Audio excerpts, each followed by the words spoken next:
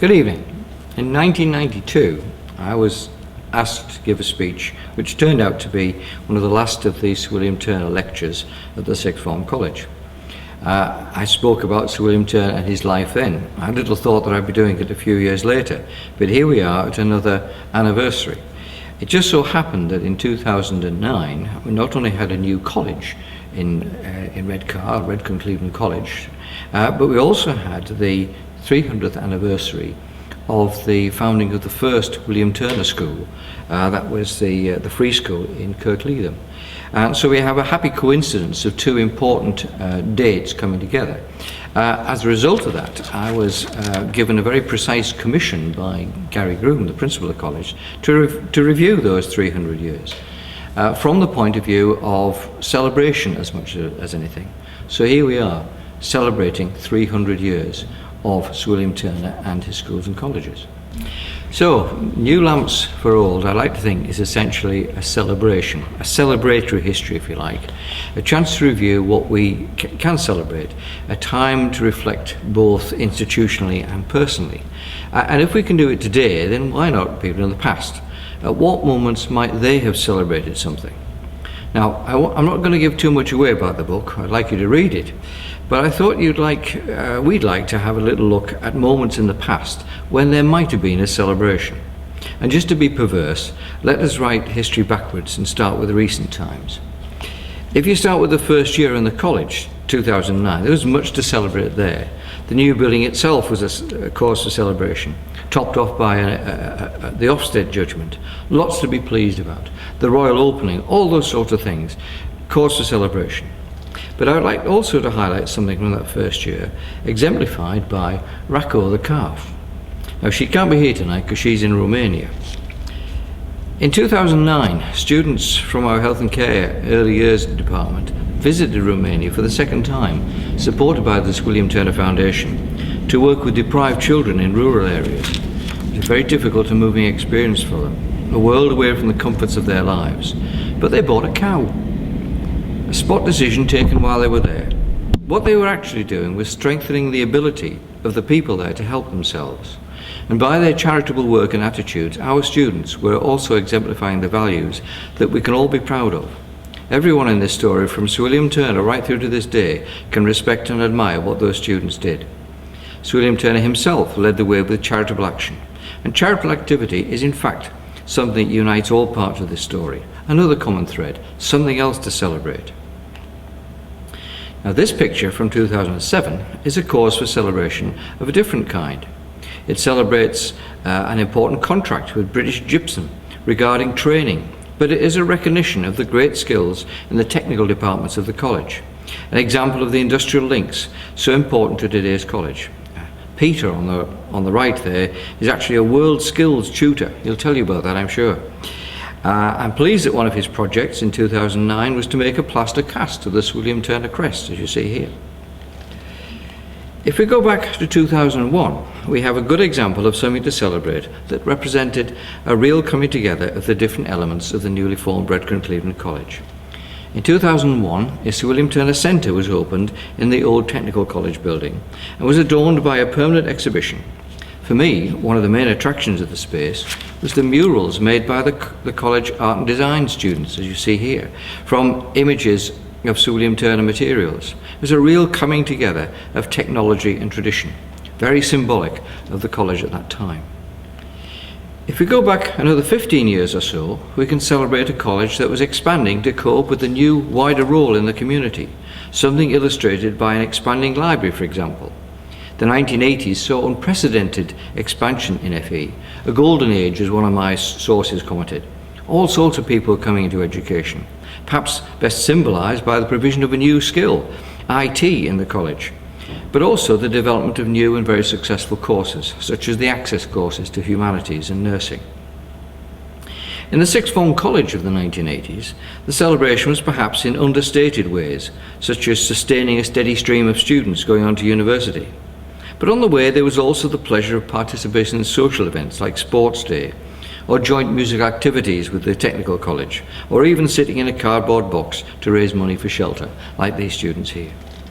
It's always encouraging to encourage young people into charitable activity.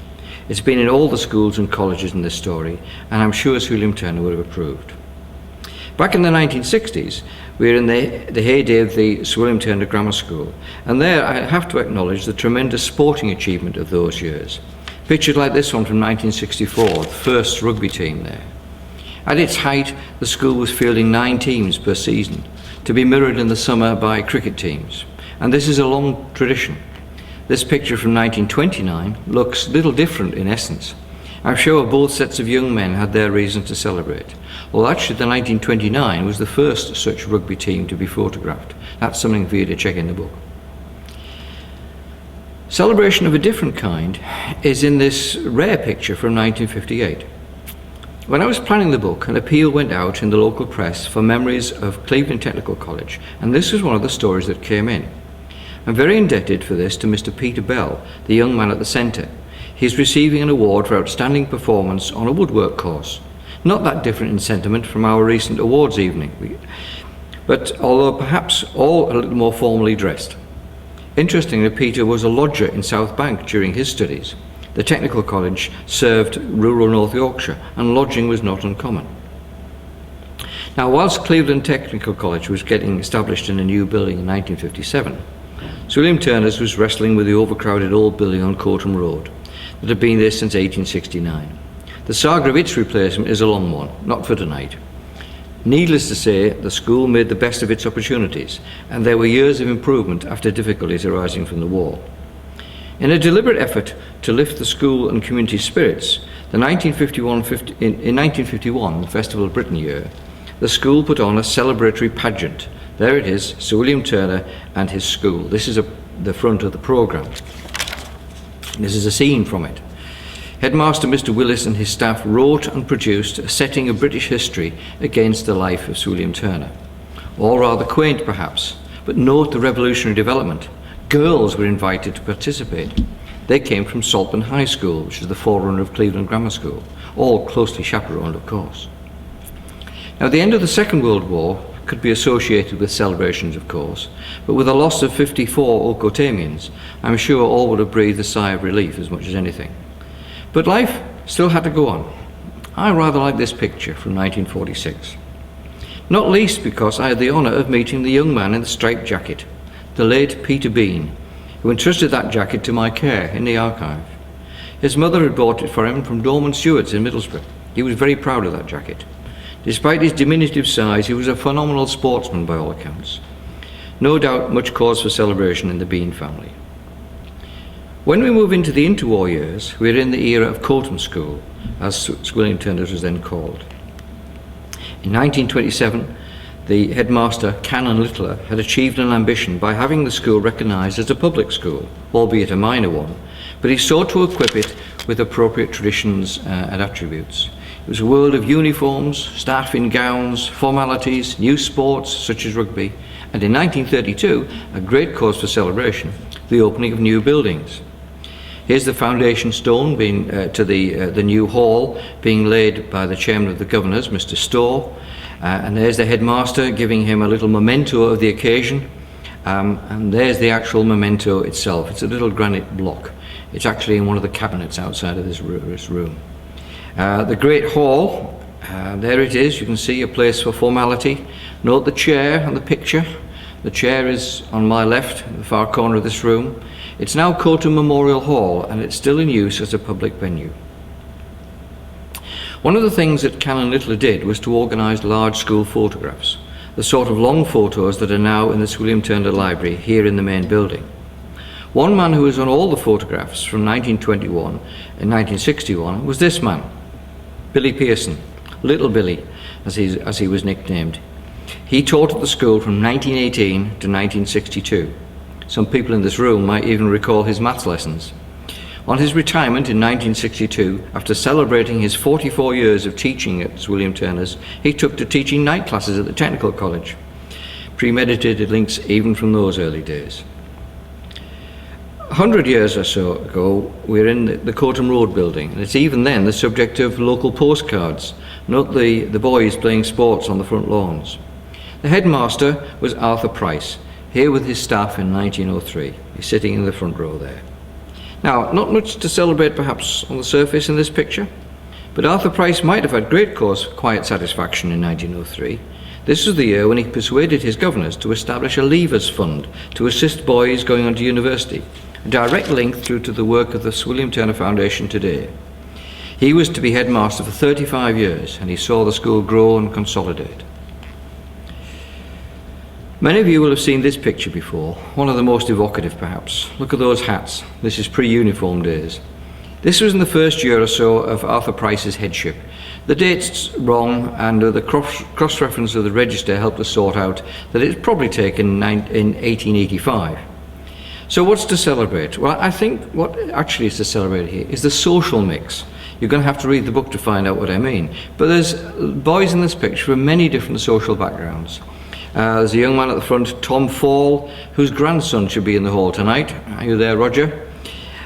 He'll tell you about him. There's Bob Franks in there, the first Courtamian ever to go to university. And there are some of the 7 Schmitz brothers who attended the school in those years. This line drawing from 1869 shows Courtram Road building in its first year.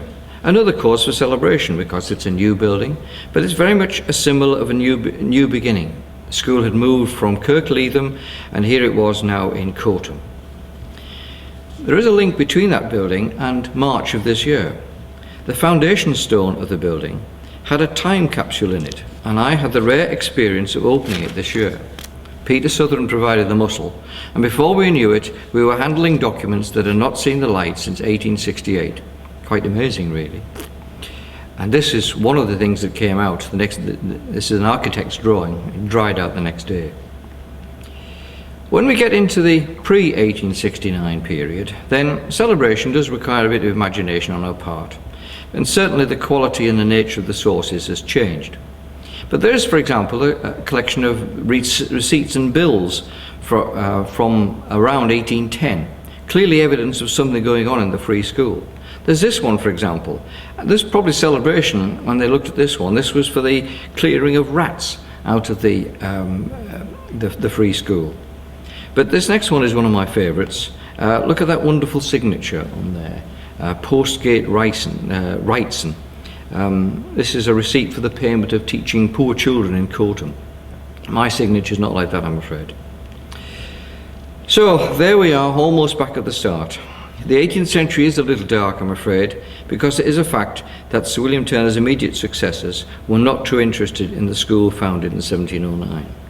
It is said that the boys disturbed the peace. I know a few teachers who thought like that as well. But in 1709, at least there was a fine new building to celebrate, and a master and usher in place, with salaries of £150 per year, respectively. There was even a set of rules like this one. You know, this one requires that the master or should not give the boys immoderate correction by kicking them or beating them around the head in any violent manner. Food for thought there. And so we come to Sir William Turner himself. Here we have a final cause for celebration. A life greatly lived, no doubt, industrious, generous, charitable and public-spirited, honoured by his fellow citizens, treading a path that many have followed in their different ways. I would have liked to think that he would have approved of all that we've done in his name since his lifetime. Particularly, I think, Sir William Turner would have appreciated the work of the modern college. After all, he was an apprentice himself, a practical man more so than a scholar, although he obviously valued education. I'll finish with a meditative image and a thought. Education is about lighting lights. Some lights are going to burn brighter than others. Some will burn in ways we never envisaged, but burn they do.